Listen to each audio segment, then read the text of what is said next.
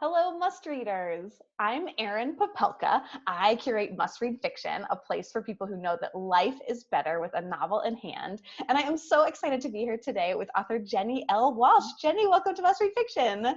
Thank you. It's great to be talking to you. Oh, it's such a pleasure. So, a little bit about Jenni L. Walsh. She has spent the past decade enticing readers as an award winning advertising copywriter. Her passion lies in transporting readers to another world, be it in historical or contemporary settings. She is a proud graduate of Villanova University, and you have a lot to celebrate. Yes. Congratulations to your Thank basketball you. team this year. They did so great.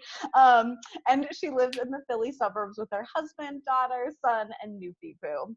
Becoming Bonnie is her first novel with Side by Side, telling Bonnie and Clyde's crime spree story coming out in June of 2018. So we have a lot to talk about. Yes. We have a lot of work coming out. So let's talk about Becoming Bonnie and Side by Side. Please tell me about these books. Yeah, so Becoming Bonnie first came out in 2017, but the paperback is coming May 22nd. So I'm really excited about that, just to reach a whole new audience of book clubs and just new readers who like to pack a paperback in their beach bag. So I'm really excited about that. And then Side by Side comes out in June 5th. So not too long from now. So got some butterflies and anxiety over that, but I'm really excited for that one to come out. Becoming Bonnie is a prequel to Side by Side. So you could pick up one or the other, or hopefully both, and you could read them in either order. But Becoming Bonnie is essentially the story of how Bonnie meets Clyde and her life prior to Clyde. And there's a lot that we don't know about her because it wasn't documented prior to the crime spree. And so there's interesting elements about her, like a previous marriage and the rise and fall of that. And then Side by Side, we just jump right into the crime spree. And it's essentially the 27 months where they are eluding the police. Oh, fantastic. I mean, and that is definitely going to be a romp. And, May 22nd, the paperback of Becoming Bonnie comes out. And then just a few weeks later, having Side Yes. by Side come out. So yes, must readers, save a spot in your summer to learn more about Bonnie and Clyde. And so with, writing historical fiction and writing fiction about a real person, it's a bit of a tightrope walk between having to, honor the facts and honor exactly like Mm-hmm. what we know of through the historical record. But you also need, as an author, the freedom to imagine your character. So how did that balance go for you?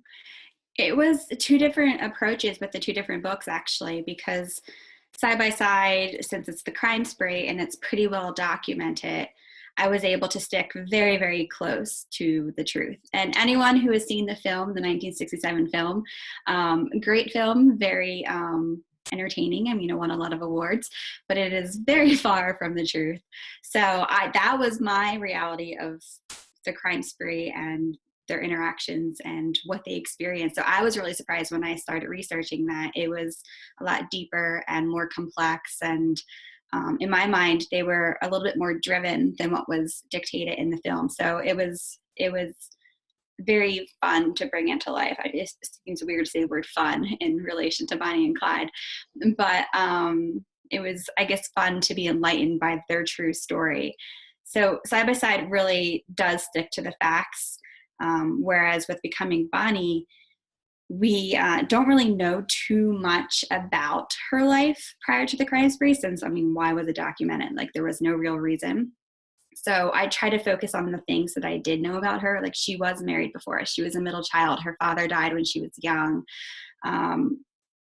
Those kind of things I just held on to with everything I had. And then I just kind of filled in the rest with made sense and what kind of made sense with the time period. It was the 1920s. So of course I'm going to put her in a speakeasy. Like, it's happening. And I actually spent like 6 hours one day researching to find one little mention of the fact that she actually was in a speakeasy in her life. And I found it, and I was so excited because I was like, okay, like that plot point can happen now. Like, it's good. Yes, you have permission. Like the Yes. light is on. Yes. I mean, there are like some people who have who have said that the first book isn't factual and it like annoyed them. And I'm just like, well, I'm sorry. But in the back of my head, like the feisty side of me, because I am Sicilian, was like, all right, well then tell me how it happened, because I wasn't able to figure it out. Like, Sure. Yes. so yeah, I stuck to the fact as much as I could, but then I had just an amazing time bringing it to life with speakeasies and dance marathons and bootlegging and uh, just a lot of the craziness of the Roaring Twenties. Yes. Did you find that you preferred one approach over the other? Like, was it like, did you enjoy having more structure and more historical facts to go off of as opposed to having less, or did you prefer it the other way around? Or they both had their pros and cons? They had their pros and cons of each. I mean, side by side was nice because I was able to outline heavily and then kind of just like go from point to point and then fill in my creative voice and license where it made sense, just to bring the characters to life, because I want them to be my own and have my touch on them. So I was still able to do that with side by side, but I was more so able to do that with Becoming Bonnie. And so it was a lot of fun to just make up elements too and just really bring it to life in the best way that I thought made sense for their storyline. Wonderful. And now, were there some things that surprised you in the process of writing the book, either with the research and some of the facts that you found or the details that you found, or in the actual writing of the stories?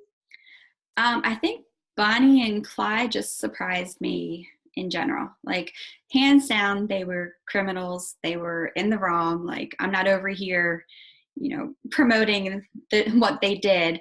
But I was surprised to find out that it wasn't premeditated. It wasn't like Clyde was going to go to a bank and he had intentions of killing people. Like, I actually found during my research that Clyde had a little bit of a moral compass, and he only acted out if he was cornered. And he felt like the only way for him to survive was to shoot back.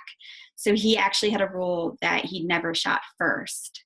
So I found that really interesting. And then I also found it interesting that a lot of people don't think Bonnie ever killed anybody.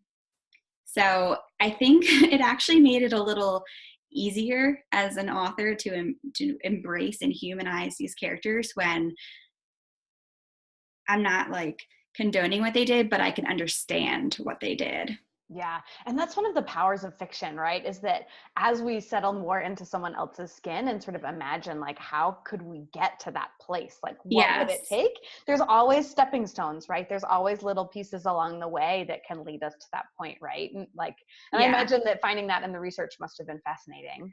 Yeah, it was a bit freeing too, because I chose to write it in first person.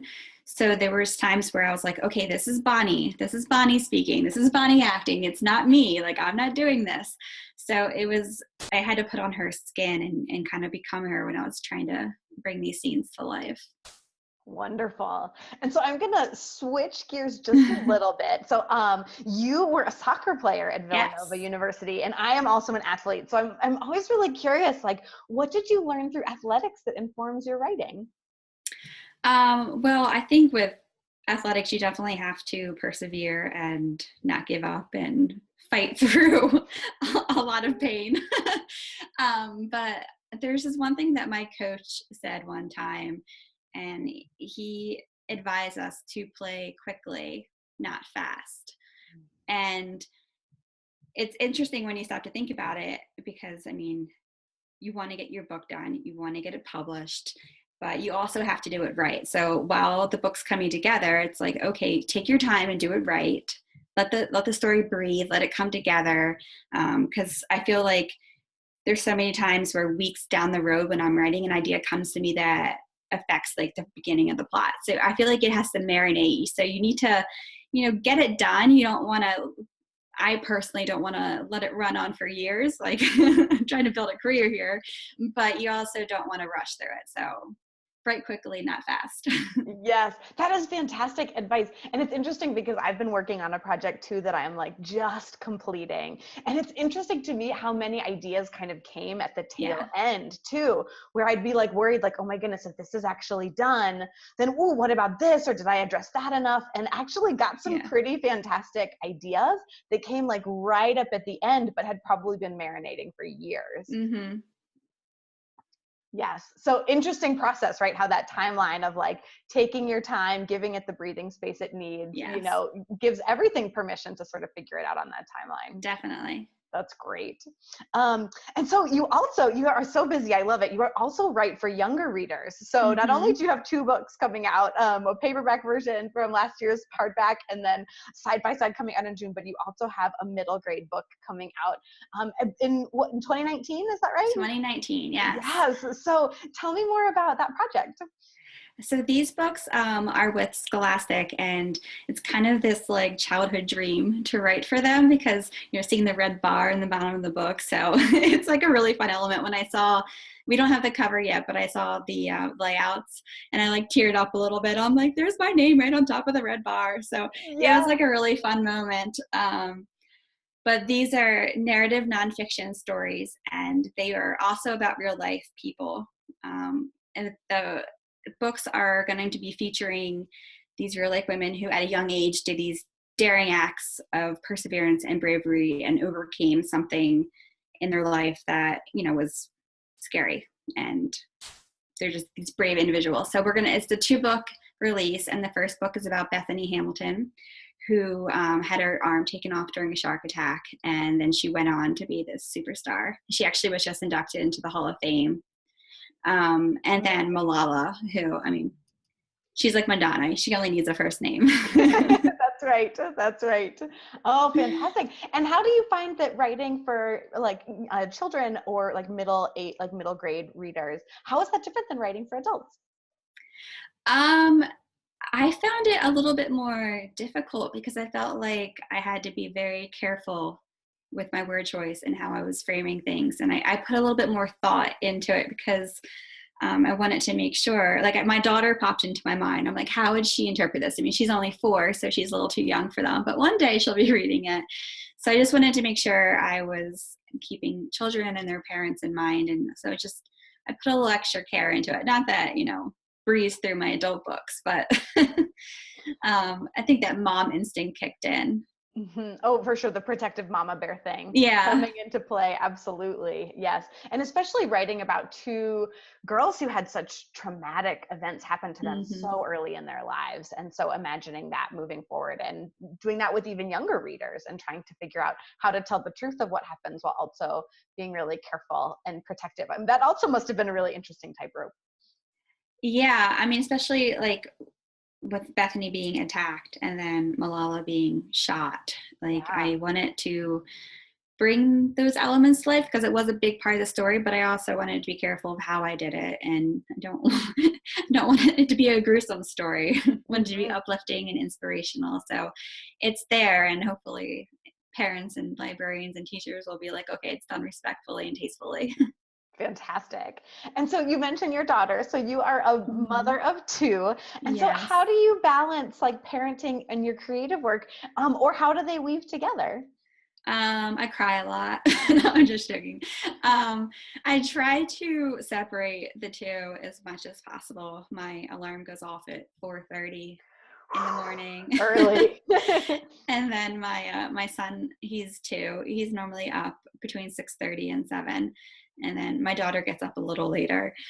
But I try to keep the laptop and the computer away when they're awake and then bring it out during nap time. Although my 4-year-old doesn't nap so much now, so she likes to help me as I'm working. So I give her little projects and she sits next to me and she traces her letters, or I was mailing some flyers out to like libraries the other day, so she helped me put the stamps on. So she's really fun to work with, even though she's sometimes distracting. But when we were doing the mailing the other day, she like stopped and she's like, Mommy, we are working hard. Hard work pays off. And it was just like really cute moment. And I was telling my husband about it, and he was just like, this is good. This is good. She's going to see that her mommy works hard, and Mhm. it's a good, hopefully Yeah. a good role model for her. Yes, and now we have two great sayings coming from our conversation, move quickly, not fast, and hard work pays off, Yeah. Yeah, good mantras to live by. I love it. And great that you've got her invested in that process, right? That she's growing up Yes. seeing you being a creative person, you doing this labor of love that requires, putting stamps on letters to libraries, like time over time and getting up early and keeping at it. And then she'll grow up with these books in her life that like she can point to and say, my mom wrote that. Like that's what an amazing. Yeah, she recognizes my covers now. So she came to my launch event last year, and as soon as she walked in, my publisher has sent like, a big poster, and she was like, "Mommy, it's your book." And she actually thinks it's me on the cover. So I love it. yeah, it's been fun having her involved. Oh, fantastic. Oh, well, Jenni L. Walsh, congratulations Thank on you. Becoming Bonnie coming out last year, with Side by Side coming out in June, and on all of the work that is still coming down the pike and all the work you keep doing. Thank you so very much for Yeah. writing, and thanks for speaking with me today. Thank you for having me.